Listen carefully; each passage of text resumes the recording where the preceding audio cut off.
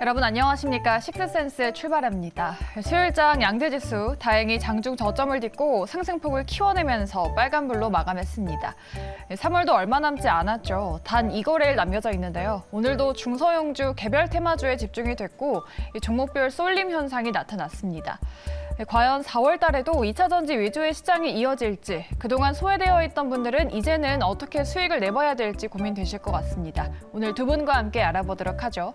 하이투자증권 이창환 부장, 그리고 유진투자증권의 김민기 PB 함께하도록 하겠습니다. 두 분 안녕하십니까? 네, 이러한 시장에서 수익 낼 수 있는 전략을 섹터별로 들여다보면서 이야기 나눠보도록 하죠. 주제 먼저 체크해 보시죠. 네, 어제 짚어드렸던 마이크론의 실적 예상대로 적자가 나왔죠. 반도체 저점 확인이 된 건지 들어보고요. 또 오늘 날았던 저가 항공주의 앞으로의 향방, 그리고 아직도 뜨거운 오늘도 핫한 2차 전지 안에서 리튬 관련주 분석해 보도록 하겠습니다. 네, 마이크론이 2분기 연속 적자를 봤습니다. 예상을 했던 거죠. 다만 앞으로에 대한 전망이 중요할 것 같은데 이 마이크론은 3월 이후부터 나아질 것이다 라고 말을 하고 있고, 다른 한쪽에서는 경기 침체로 재고 안정화가 조금 지연되면서 3분기 전망도 밝지 않다라고 합니다. 반도체 고비를 넘긴 걸지 어떻게 보십니까? 어제 그 실적이 어느 정도 예상된 거였는데 가이던스라 실적은 일부 좀 하회한 것도 있지만은 네. 그게 중요한 것보다는 결국에는 이제 이제 투자를 얼마큼 캐펙스 감소를 하는지 이게 좀 중요했는데 기존에 이제 한 20% 수준을 25% 정도 소폭 올리는 수준이었기 때문에 지금 삼성전자라든가 SK 하이닉스가 굳이 이걸 보고선 추가적인 감산할 이유는 없거든요. 네. 그러니까 지금 삼성전자 입장에서는 마이크론이라든가 SK 하이닉스가 거의 항목선언을 할 정도로 지금 캐펙스 감소를 해야만 이제 추가적인 감소가 있는데 얼마 전에 이제 이재용 회장도 그렇고 오늘 하이닉스에서도 추가적인 감산은 없다라고 네. 지금 입장 표명을 했습니다. 이건 어제 이제 마이크론의 감산 규모가 생각보다 좀 추가적이 크지 않았다라고 좀 볼 수 있겠고요. 대체로 이제 낸드라든가 어떤 디램 쪽 이런 쪽도 상위 업체들은 기술력은 좀 더 높기 때문에 아직까지는 그쪽보다도 기존의 투자를 유지하는 정도이고, 그리고 EUV라든가 챗GPT 이런 데 수요된 기대감도 있는 상황인데, 최근에 이제 2월달 지표들을 글로벌 경기 선행 지표를 보면은 미국 쪽에서는 이제 반등세가 좀 나타나기 시작했고요. 네. 그리고 중국 쪽에서 IT 수요 증감률 같은 경우도 2월 달에 반등이 나타났습니다. 보통 이제 반도체 종목들의 주가 흐름은 글로벌 선행 지표랑 거의 동행을 하거든요. 그래서 글로벌 선행 지표가 반등을 하게 되면은 주가도 반등을 하고, 보통 이제 글로벌 선행 지표가 반등하고 중국의 IT 수요 증감률, 미국의 IT 증감률이 반등이 나타나면은 이게 바로 업황개선이 아니라 6개월 정도의 갭이 생깁니다. 그러면 지금 2월부터 IT 수요 증감률이 중국 쪽에서 반등을 했다고 하면은 6개월 정도라 보면은 올해 3분기부터 이제 반도체 업황 회복이 나타난다는 것은 약간 팩트로 지금 받아들일 수 있을 것 같고요. 그게 대부분 중론인 것 같습니다. 올해 이제 3분기부터 회복이 된다고 보면은 주가는 이제 한 6개월 정도 선행을 하기 때문에 네. 지금 구간에서는 삼성전자라든가 SK 하이닉스는 좀 바닥을 잡았다라고 판단하고 있고요. 현재로서는 이제 보통 반도체 종목들의 바닥은 일단 감산에서 시작을 합니다. 그리고 추가적인 상승은 이제 고객사의 재고 감소에 이제 재고 감소가 나타날 때 본격적으로 랠리를 보이는데, 지금 아직까지는 이제 워낙 지금 수요가 급감했기 때문에 고객사의 재고가 가시적으로 확 줄어드는 게 아직 포착이 되지 않고 있기 때문에 바닥만 잡은 상태에서 지금 랠리가 나오지 못하고 있다라고 볼 수 있겠고요. 다만 지금 매수 관점에서는 지금은 어쨌든 반도체 쪽으로 보신다고 하면 매수는 맞다라고 볼 수 있겠고, 그리고 가지고 있다면은 보유 관점에서 말씀드릴 수 있을 것 같습니다. 네. 3분기 이후로 반도체가 회복을 한다면 주가가 선행하는 측면을 고려하면 지금 구간에서 바닥이라고 생각할 수 있다. 매수 관점에서는 유효하다라고 말씀해 주셨습니다. 반도체 업황이 정말 지금 저점이고 지금 시점에서 매수 접근 유효합니까? 네, 저도 유효하다고 생각을 하고요. 일단은 역사적으로 봤을 때도 좀 마이너스 마진이 계속됐을 때 약간 주가 바닥이었거든요. 근데 이제 마이크론 실적을 보면 계속 마이너스 지금 마진을 기록하고 있고, 네. 다만 이제 고객사들 수요 전망치는 좀 이제 하향 조정된 게 좀 아쉬운 부분입니다. 그리고 하지만 이제 추가 감산이 그렇게 크지는 않지만 그래도 추가 감산이라는 부분은 분명히 반도체 업황이 바닥이라는 좀 지표를 해석을 하시면 될 것 같고요. 다만 이제 메모리 반도체 특성상 좀 고정비가 높고 공급사들이 추가 감산을 쉽게 이행하기가 좀 힘든 것 같습니다. 그렇기 때문에 SK 하이닉스랑 삼성전자 둘 다 추가적인 감산은 없다라고 말은 했는데 지금 추이로 봤을 때는 일단은 현재 1분기 출하량보다는 2분기 때 늘어날 건 확실하거든요. 왜냐하면 2분기 출하량이 1분기보다 줄어드는 것은 역사적으로도 뭐 92년도 이후에는 없었고 그렇기 때문에 지금 좀 바닥을 잡아가는 구간이라서 매수를 하시기에 적절한 타이밍이라고 생각됩니다. 그러면은 추가적인 감산으로 무마를 할 수 있다라고 하셨는데 하이닉스는 추가 감산이 없다고 했잖아요. 네. 그러면은 반도체 안에서 SK 하이닉스는 자체적으로 본다면 앞으로의 전망이 별로다라고 볼 수 있을까요? SK 하이닉스 같은 경우에는 일단 감산은 없다라고 발표를 했는데 일단 하이닉스에서 말하는 게 좀 2분기에 DDR5를 중심으로 좀 나가 보겠다, 저 업황 개선을 좀 시적 개선을 해보겠다라고 말을 했는데 네. 사실 DDR5 같은 경우에는 좀 시장 침투율 자체가 좀 별로 안 좋은 상황이거든요. 그렇기 때문에 그걸로 뭐 다이나믹하게 실적이 지금 적자폭이 굉장히 큰데 이게 뭐 크게 바뀌거나 할 것 같지는 않고 좀 그렇게 막 전망이 썩 좋은 편이라고는 생각되지 않습니다. 네. SK 하이닉스는 조금 보수적으로 보고 계십니다. 그렇다면은 우리 과장님도 지금 매수 접근이 유효하다라고 하셨으니까 반도체 안에서 어떤 섹터나 어떤 종목을 봐야 될지. 일단 마이크로 CEO는 전날 AI 시장 성장에 큰 기대를 걸었다라고 말을 했거든요. 네. 그렇다면 AI 반도체 쪽이 좀 유망할지 어느 쪽으로 보십니까? 그쪽은 최근에 주가 많이 좀 올라왔었던 것 같고요. 네. 그러니까 지금 상대적으로 좀 뭐 승률을 측면을 한다 그러면은 뭐 삼성전자라든가 이제 SK 하이닉스도 지금 구간에서는 좀 부담이 없다라고 보는 거는 SK 하이닉스도 네, 둘 다 마찬가지입니다. 어. 지금 그 3월 달에 이제 그 수출 데이터를 보면은 디램이 이제 물론 그 전년 동월 대비해서는 수출 데이터가 많이 꺾였지만은 그 MON 값으로 그 전월 대비해서는 네. 수출 데이터가 금액과 단가 모두 좀 상승세가 증가세가 나타났거든요. 그래서 그 2월 달이 이제 반도체 그 쪽에서는 업황은 좀 1분기 바닥인 거는 맞다라고 좀 볼 수 있겠고요. 실제 회복이 나타난 시기는 3분기가 되겠지만은 주가적인 측면에서는 지금 바닥이 일단 왔다. 이제 추가적으로 앞으로 확인할 거는 거기서 재고만 확인하면 될 것이고, 그리고 제가 삼성전자나 SK 하이닉스가 이제 4월 달에는 추가적인 그 상승이 나타날 수 있다고 보는 이유 중에 하나가 지금 그 시가총액 상위 대형주인데 네. 지금 그 최근에 이제 그 외국인들의 수급이 약간 좀 특이한 게 선물 매도를 하는데 보통 외국인들이 선물 매도를 하게 되면은 금융투자 쪽에서의 매도가 같이 나와서 그게 현물 매도로 이어지는데 그게 네. 안 되고 있습니다. 이게 지금 선물 매도를 외국인들이 많이 해도 금융투자 쪽에서 오히려 매수가 들어오거나 매도가 거의 나오지 않으면서 지금 외국인들의 선물 하방 공격이 전혀 먹히지 않는 시장이 지금 나타나고 있고요. 네. 그렇게 되면은 지수의 하방은 제한됐고 매년 연간으로 4월 달만 되면은 삼성전자가 올라가는 특성이 있습니다. 이게 이제 그 월봉으로 차트 보시면은 4월 달에 항상 반등이 나오는 4월, 5월 달에 강한 모습이 역사적으로 나타났고 그 시점에 나타났는데 지금 그 코스피 지수가 지금 41선에 딱 걸쳤거든요. 오늘 장중 뚫었다 거기 걸쳤는데 이전까지만 해도 41선에서 부딪히고서 내려왔을 때 이제 5일선이 돌파 흐름이 나타나지 않았는데 이번에 41선 그 돌파 시도는 지금 5일선이 골든크로스가 나오려고 하는 움직임이라서 네. 이전 반등과 다릅니다 전혀. 그리고 이렇게 되면은 이제 보통 4월 달에 대형주 장세 가능성이 좀 있다라고 좀 판단을 하고요. 거기에 이제 그 물론 이제 배터리 쪽에 뭐 LG 에너지솔루션 큰 종목들도 있지만은 삼성전자도 지금 그 쌈중 바닥을 감산을 위한 삼중 바닥을 잡고서 지금 재고 감소만 보면서 야금야금 좀 올라가는 모습이 4월 달에는 충분히 대형주 상승 나올 때 삼성전자 하이닉스도 충분히 추가 상승 나올 가능성이 높다라고 보고 있습니다. 네.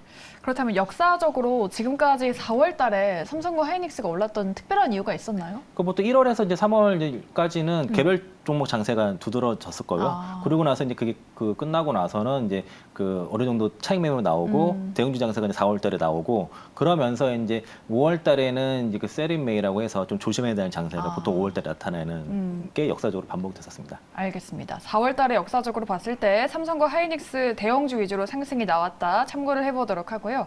우리 김민기 PD님도 반도체 섹터가 워낙 많잖아요. 네. 우리 시청자분들도 뭐 오늘은 후공정 패키징이 강했다라고 말씀을 하시는데 반도체 섹터 안에서 앞으로 어느 섹터가 좀 제일 먼저 치고 나갈 거라고 보시는지요?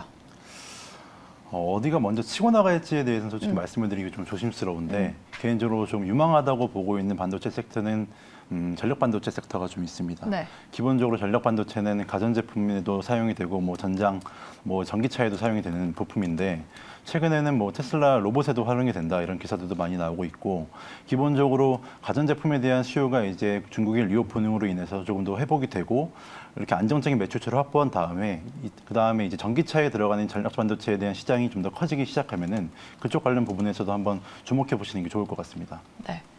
알겠습니다. 두 분 다 반도체 섹터에 대해서 저점은 잡았다라고 보시고 우리 PB님께서는 전력 반도체 섹터 위주로 보는 게 어떤가라고 코멘트를 해주셨습니다. 첫 번째 주제는 마무리하도록 하겠고요. 저희 두 번째 주제는 오랜만에 저가 항공주를 보도록 하겠습니다. 추경호 경제부총리가 관광 활성화를 위해서 600억을 투입하겠다고 했습니다. 또 사상 최대 실적에 대한 기대감에 주가도 날아오르고 있다라고 기사에서 표현을 하던데 앞으로도 주가가 날아줄 수 있을까요? 일단은 당분간은 실적 기대감으로 인해서 계속 좀 좋을 것 같습니다. 왜냐하면은 일단 오늘도 많이 올랐잖아요. 네. 근데 이게 뭐 비자 제도 개선 등의 뭐 관광 활성화 정책의 영향도 있겠지만은 3월 들어서 국제선 운임이 이제 코로나19 이전 대비 평균 70% 이상 높습니다. 그러니까 저가 항공사 가격이 결코 이제 대형 항공사 대비 저렴하지 않음에도 불구하고 네. 이제 여행 수요가 이를 다 소화하고 있거든요. 당장 저도 이제 당장 올해 들어서 이제 2번이나 이제 일본 갈 계획이 있고 막 그런데 일본과 동남아 노선이 상당히 호황을 계속 기록하고 있습니다. 그러니까 저는 진짜 보복 소비가 좀 시작되지 않았나 이렇게 네. 보고도 있고요. 거기에 이제 유가도 좀 바닥을 다지는 중이니 최소한 단기적으로는 항공사들의 마진이 잘 나올 수밖에 없는 환경이 만들어졌다고 보고 있습니다. 물론 이제 중국의 리오프닝이 본격적으로 시작되고 원유 가격이 상승하면 마진율이 좀 떨어질 수는 있겠지만 현재 여행 수요를 생각하면은 물론 지금의 운임이 계속 유지되지 않겠지만 급격히 운임이 떨어지거나 항공사들의 마진율이 낮아지거나 할 것 같지는 않아서 좀 괜찮게 봐도 될 것 같습니다. 올해 2번이나 여행을 계획하시는데 둘 다 일본으로 찍으셨네요. 네. 일본 가장 간단하더라고요. 갔다 오기가. 그렇죠. 예. 만만하죠. 네. 사실 리오프닝이 된 지는 좀 됐죠. 일본 네. 공항이 한국인으로 꽉 찼다느니 주변에서도 해외여행 한 번씩은 다 가셨잖아요. 저는 아직 못 갔습니다. 아직 못 가셨나요? 두 분 다 올해 꼭 가시기를 기원하면서 사실 주가에 이러한 호재가 다 반영이 되지 않았나 싶은데 부장님도 이 저가 항공주가 앞으로 좀 더 갈 거라고 보시나요? 지금은 저가항주가 좀 더 퍼포먼스가 나올 수밖에 없고요. 이미 이제 그 1분기 때 그 어닝 서프라이즈가 좀 예상이 좀 예고가 되어 있기 때문에 실제로 이제 리오프닝 된 게 거의 일본 위주로 지금 펼쳐졌고 네. 여기에 이제 그 제주도 노선을 빼면서 일본 쪽으로 집중적으로 투입해서 이제 수익을 많이 끌어올린 제주항공이라든가 진에어 이런 네. 저가항공사 LCC들이 1분기 쪽에 실적이 이제 조만간 실적 시즌 다가올 텐데 당연히 그걸 맞아서 좋을 것이고요. 그리고 그 한중 노선이 이제 확대되는데 여기서도 가장 노선이 많았던 쪽이 제주항공이라든가 그리고 이제 그 상해랑 그 중국 그 제주도 이제 직항 노선도 좀 진에어가 좀 진행을 하고 네. 그리고 상대적으로 이제 그 FSC 쪽에서는 아시아나항공이 중국 노선이 상대적으로 많은 편이어서 주가 반등이 좀 더 나온 거거든요. 그래서 지금은 이제 일본에 이어서 그 한중 노선 확대 쪽에서도 역시나 이제 그 LCC가 더 수요가 되기 때문에 상대적으로 주가 반등은 그쪽이 좀 더 강할 것 같고요. 지금 이제 중국의 리오프닝 시작할 때는 중국 쪽으로 들어가는 아웃바운드 업체들의 주가가 좀 강했었고 그게 대표적으로 화장품이라 본다고 하면 네. 지금은 이제 인바운드 쪽 중국 관광이 들어온 쪽에서 종목들이 강한데 다만 이제 노선 작대 확대되기 때문에 LCC 쪽이 좀 더 수혜가 될 것이고 여기에 맞춰서 카지노라든가 이런 종목도 같이 움직여 주고 있거든요. 그리고 항공주의 바로미터는 이제 어쨌든 공항에 사람들이 많았을 때 비행기 많이 떴을 때 실적이 좋은 네. 업체가 항공공항인데 그 주가를 보면 항공주가 지금 갈 수 있는지 안 갈 수 있는지 볼 수가 있어서 그거 참고해 보시고 대응은 지금 여전히 LCC 위주로 하시는 게 수익률 측면에서 좋다라고 보고 있습니다. 네. 일본 해행을 많이 보유한 LCC 위주로 보는 게 좋겠다. 카지노주도 같이 움직이기 때문에 눈여겨보자라고 말씀해 주셨습니다. 이렇게 저가 항공주에 대한 전략 세워봤고요. 마지막으로는 리튬주도 다뤄보도록 하겠습니다. 2차 전지가 또 갑니다. 또 차전지라고 할 수밖에 없는 것 같은데 그 안에서 리튬주가 시세를 냈어요. 리튬 사업에 대해서 장밋빛 전망이 나오고 있는데 주가는 너무나 고점입니다. 매매 전략, 투자 팁 알려주세요. 리튬 지금 대표 종목은 사실 에코프로라고 보셔야 될 것 같고요. 네. 에코프로 몇 번 나올 때마다 이제 여전히 고평가된 게 아니라는 주장을 계속 말씀드렸습니다. 네. 2, 3년 땡긴 게 아니라는 말씀드렸고 여전히 유효하고요. 그리고 금양이라든가 포스코홀딩스는 아직 지금 움직이지 못했죠. 그래서 아마 지금 에코프로 다음 후속주라는 얘기들이 시장에서 많이 지금 얘기가 나오고 있고 네. 금양 같은 경우도 실제 이제 콩고 민주공화국에서 들어가는 광산 리튬에 대한 사업이 좀 진행되고 있어서 시장에서 어쨌든 실체가 있다라고 좀 판단을 하는 것으로 좀 보여집니다. 그리고 나머지 그 외 종목 중에서는 지금 뒤에 리튬 들어가는 종목들을 특성이 네. M&A 종목들이거든요. 그래서 이건 제가 그 실체가 어떻게 있다라고 좀 확인하기는 좀 어렵기 때문에 그러니까 공시를 딱 눌렀을 때 사명이 변경됐거나 전환사채 발행이 많거나 이런 종목들은 일단 주가가 지금 신고가긴 하더라도 네. 조심하시고 차익을 잘 타이밍을 잡으시는 게 저는 좋을 것 같고요. 리튬 수요 같은 경우에는 지금 22년 대비 2030년 가면은 거의 42배 증가할 거로 지금 예상을 하고 있습니다. 네. 그래서 2030년과 같은 거 갈 경우에는 거의 리튬이 수요 부족으로 나타날 거로 보고 있고요. 리튬 가격도 2021년 3월 대비해서 거의 6배 올라간 상황인데 최근에 그 탄산 리튬 가격이 좀 떨어졌다는 거는 어쨌든 중국에서 LFP 배터리 공급 과잉 이슈가 있었기 때문에 떨어진 네. 것이지 그 NCM 쪽에 들어가는 수산화 리튬 가격은 그렇게 떨어지지 않았기 때문에 잠깐 눌러놓고서 오히려 더 올라갈 가능성이 있습니다. 이게 이제 향후에 이제 수요 부족에 들어갈 것이고, 이게 직접 리튬을 생산하는 이제 국내 현재로서 유일한 그 수산 리튬 생산하는 유일한 상장사가 에코프로거든요. 에코프로 이노베이션 통해서 상장하고 하반기에 직접 이제 생산이 9월 달부터 시작이 되는 이제 포스코 홀딩스도 향후 주도주가 될 것이고요. 그 외 이제 강원 에너지라든가 대보 마그네틱 이런 이제 미세 가공 업체들 같은 경우도 이게 마진은 크지 않지만 향후 사업이 본격화됐을 때는 매출이 조 단위로 일어날 수 있는 모멘텀 때문에 주가들이 움직이는 것도 사실인데, 사실 이제 그 종목들도 좋지만은 좀 다소 좀 단기 급등 측면이 있으니까 따라 붙는 것보다도 종목을 이제 좀 더 큰 종목 주위로, 아니면 그 실제 수혜가 생산되는 업체 위주로 에코프로라든가 포스코 홀딩스 위주로 정도로 보시는 게 좀 타당하다고 보고 있습니다. 네. 리튬주 에코프로는 여전히 긍정적으로 보고 계시고 금양이나 포스코홀딩스 쪽도 말씀을 주셨지만 M&A 관련 내용이 있는 종목은 조심할 필요가 있다라고 말씀해 주셨습니다. 지금 배터리 경쟁 과열 후폭풍으로 인해서 배터리 업계에 재고가 쌓이고 있다고 해요. 한국에서도 지금 14조 원이나 쌓였다고 하는데 이게 LFP 배터리가 최근에 핫했는데 LFP 배터리 쪽은 여파가 없는 걸까요? LFP 배터리 쪽도 이제는 주로 중국이 많이 하거든요. 리튬 네. 인사철 쪽을 많이 하는데, 지금 중국이 원래 문제가 생겼던 게 그 LFP 배터리가 중국 내에서 이제 수출이 안 되는 문제가 좀 있었습니다. 네. 근데 그런 부분이 이제 작년 말에 특허가 만료되면서 좀 해결이 됐고, 근데 이제 문제는 테슬라가 이제 LFP 배터리만을 사용하는 게 아니라 최근에 이제 원통형 배터리 쪽으로 좀 힘을 좀 실어줬거든요. 그렇게 되면서 이제 원통형 배터리에 대한 수요가 조금 이제 증가하고 있는 상황인데, 네. 제 생각에는 죄송한데 질문이 어떤 네. 건지. 그 배터리 재고가 많이 쌓이고 네. 있는데 한국도 14조 원 가량 쌓았다고 해요. 네. 이걸 여기에서 LFP 배터리가 여파가 없는지, 좀 악재가 아닌지. LFP 배터리 쪽에는 네. 조금 파장이 좀 있을 것 같긴 하고요. 하지만 주로 이제 테슬라에서 LFP 배터리를 이제 LFP 파우치형으로 좀 네. 조립을 하는 경우도 있기도 하고, 그렇기 때문에 그런 좀 공급자들이 좀 도입을 하기 시작하면 그것도 좀 괜찮지 않을까 그런 생각이 또 들긴 합니다. LFP 쪽도 좀 영향을 있지 않을까라고 말씀해 주셨어요. 우리 부장님께서는 금양이나 포스코홀딩스 쪽도 괜찮고 다만 M&A 이슈가 있는 종목은 조금 유의할 필요가 있다라고 말씀을 하셨는데, 우리 PB님께서는 리튬 관련주 지금 접근을 해봐도 되는지, 만약에 된다면 우리가 유의할 부분이 어떤 건지 알려주실까요? 일단 리튬 가격은 중장기적으로 좀 성장할 수밖에 없는 구조라고 저는 생각을 하거든요. 이게 어쩔 수 없이 공급자 우위의 시장이 될 수밖에 없는데요. 일단 기본적으로 전 세계에 연간 생산되는 리튬 양이 43만 톤 정도 되거든요. 그런데 이제 테슬라가 2030년 목표치인 전기체 2천만 대를 생산을 하게 되면은 총 120만 톤의 리튬이 필요합니다. 그렇기 때문에 굉장히 그때쯤 되면은 리튬이 엄청난 수요 부족 현상이 이제 생길 것 같습니다.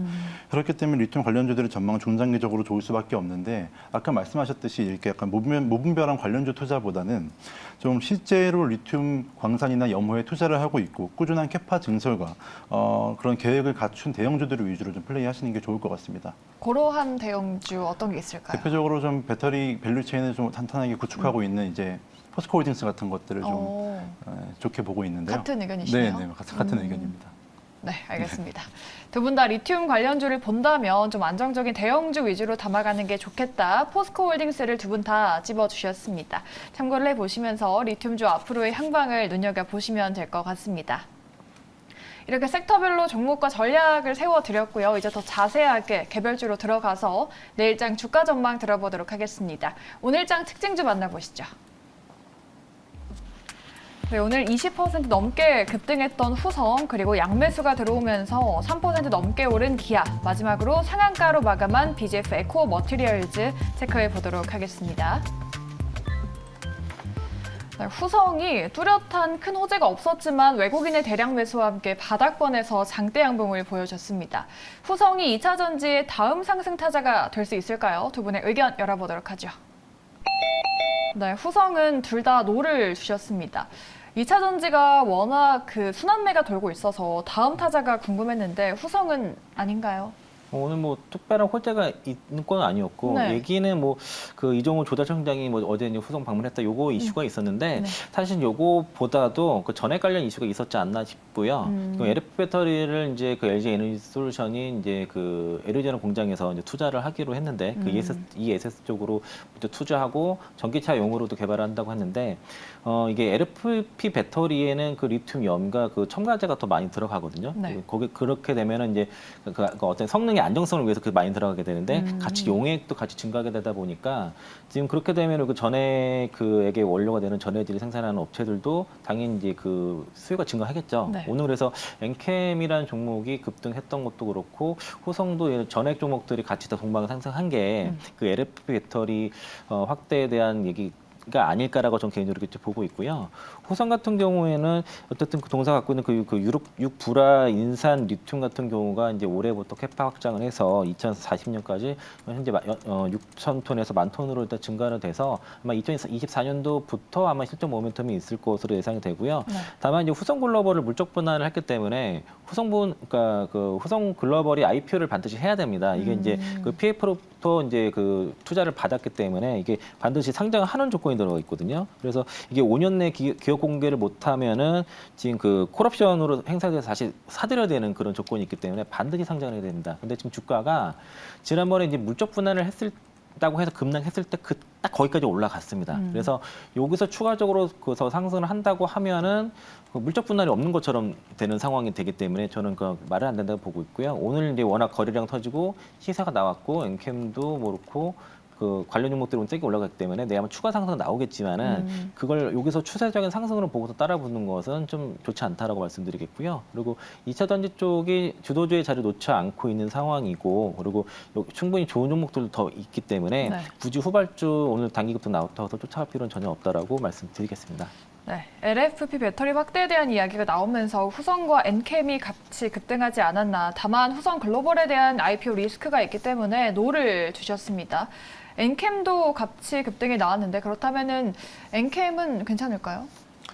일단 엔캠하고 호성은 조금 다른 게요. 물론 같이 전액 사업을 하긴 하지만 네. 이제 호성 같은 경우에는 사실은 아까 말씀드렸듯이 후성 글로벌 문제가 좀 크거든요. 사실 후성의 주요 매출처가 중국과 이제 폴란드 공장 새롭게 만들어서 폴란드인데 문제는 이 중국의 주요 매출처인 중국과 폴란드 사업을 영위하는 게 바로 후성 글로벌입니다. 근데 이제 후성의 현재 시가총액이 한 1조 5천억인데 후성 글로벌의 밸류를 이제 시장에서 한 1조 정도로 평가를 하고 있거든요.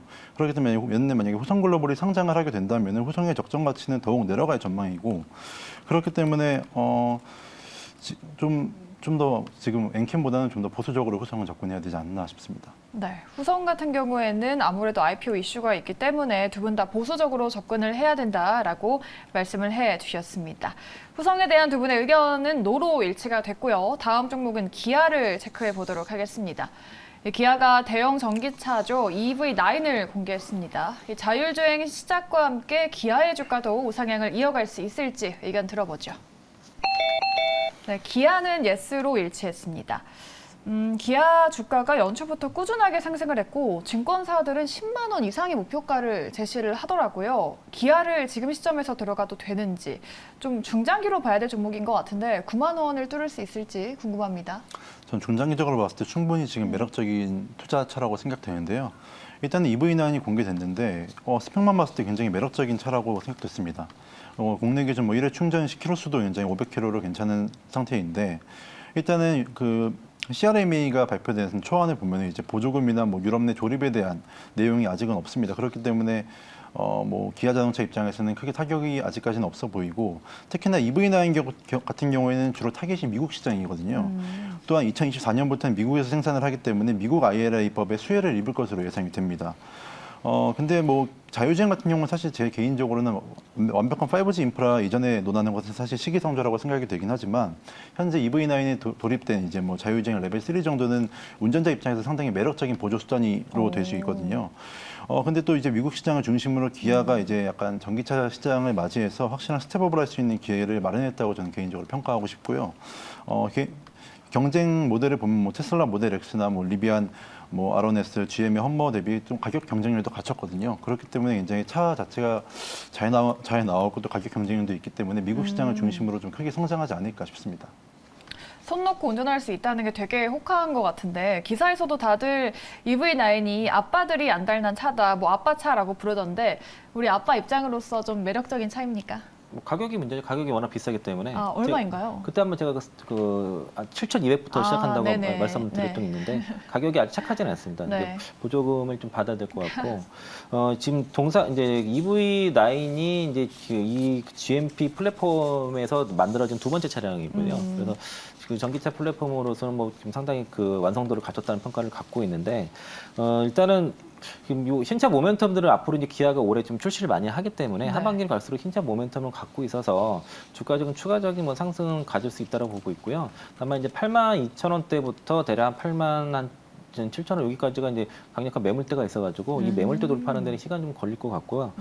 이제 그 기아 같은 경우에는 지금 미래의 좀 어떤 성장 동력으로 보는 것 중에 하나가 이제 PVB 쪽이거든요. 네. 특수 목적 차량 이쪽인데 올해 이제 이쪽에 그 한 2조 한 3,500억 정도 투자를 하게 됩니다. 그래서 그 현대 같은 경우에는 이제 주로 이제 해외 공장에 투자를 많이 하는데 기아 같은 경우에는 이제 특수 목적 차량 그 PVV 쪽에 국내 쪽에 투자를 좀 더 많이 하는 그런 특징이 있고요.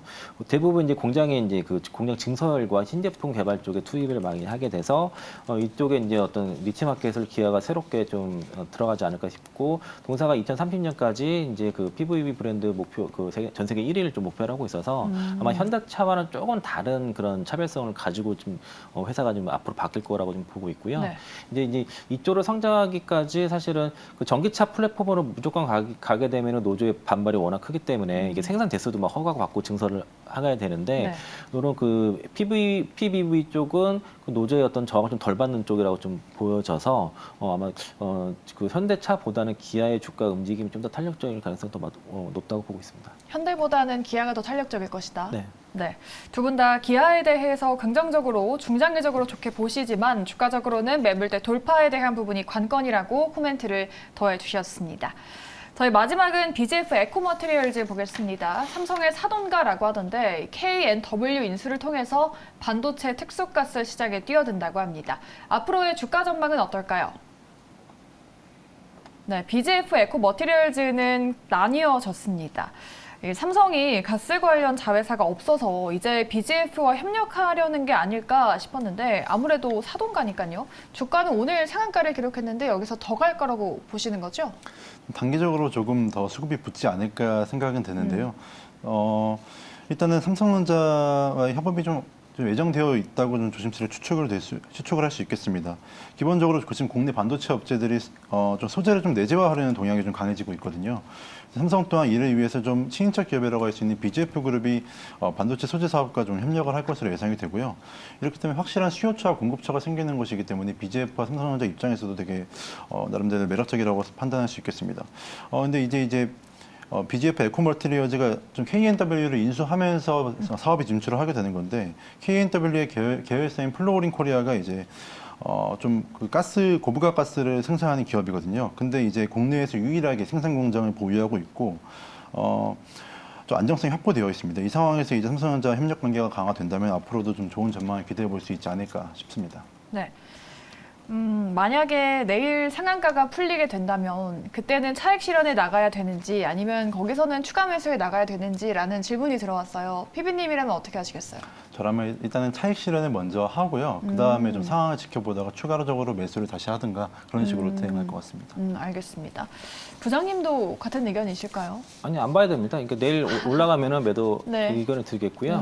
그러니까 M&A 종목을 함부로 건드린 게 아닌 게 원래 이제 코프라라는 종목이었습니다. 네. 이제 동사가 이제 그 친환경 이제 플라스틱 그러니까 그 코프라에서 그 고기능성 플라스틱 소재를 만들었던 회사가 M&A가 되면서 주가가 이제 급등을 했었고요. 네. 저도 이제 M&A 되기 전에 좀 정말 담고 있었는데 얼마 담지 못하고서 갑자기 쳐버려가지고 그래서 이제 상시 실현을 하고 났는데 이게 이제 M&A가 끝난 이후에 주가가 쭉 그 거의 1년 넘게 흘러내렸거든요. 네. 그리고 나서 이제 이제 새롭게 이제 회사가 이제 소위 말해서 이제 회사가 바뀔 때 사업이 바뀌면서 이제 새로운 펄을 붙이면서 지금 그 재료가 나온 건데 이게 이제 실제적으로 이게 재료가 일단 나왔기 때문에 추가적인 상승은 나오긴 할 겁니다. 다만 이제 이게 실적으로 어떻게 이어지는 대한 뷰가 지금 어떤 밸류 계산 이런 게 안 되기 때문에 이런 거 함부로 들어간 게 아닙니다. 그러니까 반도체는 어느 정도 밸류 계산이 돼야 되거든요. 네. 그래서 근데 이게 지금 안 되기 때문에 투자로서의 지금 아직은 단계는 아니고 다만 이제 그 상한가에서 내일 이제 위아래 뭐 분석이 나오겠죠. 이게 뭐 매매 정도로만 보시는 게 타당하다고 보고 있습니다. 네, 알겠습니다.